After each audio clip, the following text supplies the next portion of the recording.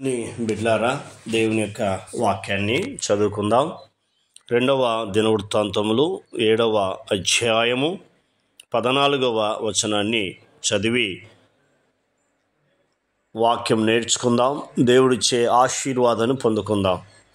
నా పేరు పెట్టబడిన నా జనులు తమను తాము తగ్గించుకొని ప్రార్థన చేసి నన్ను వెతికి తమ చెడు మార్గములు విడిచిన యెడల ఆకాశము నుండి నేను వారి ప్రార్థన విని వారి పాపములు క్షమించి వారి దేశాన్ని స్వస్థపరిచెదను అని దేవుడు మాట్లాడుతూ ఉన్నాడు.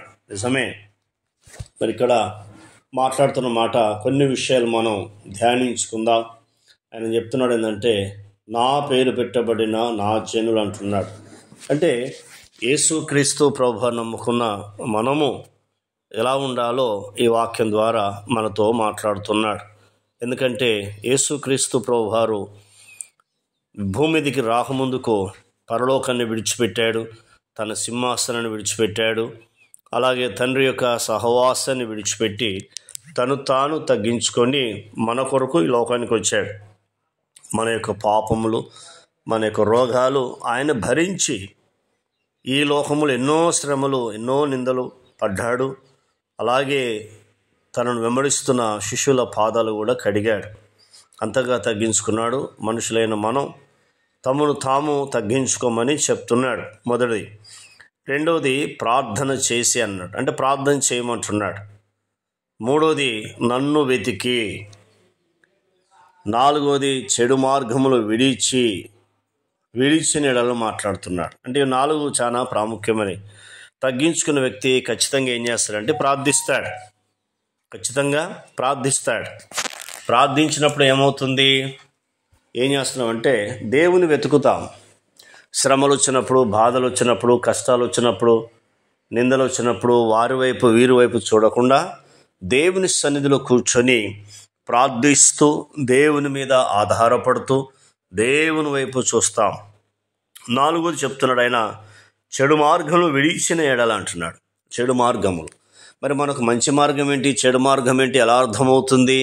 ఆయన సన్నిధిలో ఉన్నప్పుడు, ఆయనతో సహవాసం చేస్తున్నప్పుడు, ఆయన మాట విన్నప్పుడు, ఆయన ఆజ్ఞలు మనం పాటిస్తున్నప్పుడు మంచి మార్గం ఏంటి, చెడు మార్గం ఏంటో మనకు అర్థమవుతుంది. బైబిల్ ఈ రీతిగా రాయబడి ఉంది సామెతల గ్రంథములో, ఒకని మార్గము సరి అనేదిగా కనబడును కానీ తుదకది మరణానికి దారి తీస్తుందని పరిశుద్ధమైన గ్రంథం చెప్తాం. కాబట్టి చెడు మార్గం ఏంటి, మంచి మార్గం ఏంటి మనకు అర్థం కావాలంటే యేసుక్రీస్తు పాదాలు పట్టుకున్నప్పుడు అర్థమవుతుంది. 4వది చెప్తున్నాడు ఆయన, మాట్లాడుతున్న మాట ఏంటంటే, ఆకాశము నుండి నేను వారి ప్రార్థన విని అంటున్నాడు. ఈ 4 పనులు చేసుకొని తగ్గించుకొని ప్రార్థన చేసి దేవుని వెతికి చెడు మార్గంలో ఎవరైతే విడుస్తారో వారి ప్రార్థన చెప్తున్నాడు. నేను విని అంటున్నాడు, వింటున్నాడు. రెండోది, పాపాలు క్షమిస్తున్నాడు. మూడోది, దేశాన్ని స్వస్థపరుస్తూ ఉన్నాడు. ఆయనకు స్తుతి మహిమ కలుగునుగాక. ఆమేన్. మరి ఈనాడు ఎందుకు అనేకులు ప్రార్థన దేవుడు ఎందుకు వినట్లే అంటే తగ్గించుకోకపోవడం, తర్వాత ఆయన సన్నిధిలో కూర్చొని గంటలు ఎక్కువ ప్రార్థన చేయకపోవడం, దేవుని వెతకకపోవడం. ఈనాడు అన్నీ వెతుకుతున్నారు కానీ దేవుని వెతకట్లేదు. అందుకే ఈనాడు ఏమవుతుందంటే శ్రమలు, బాధలు, కష్టాలు, ఇరుకులు, ఇబ్బందులు ఎక్కువ అవుతున్నాయి.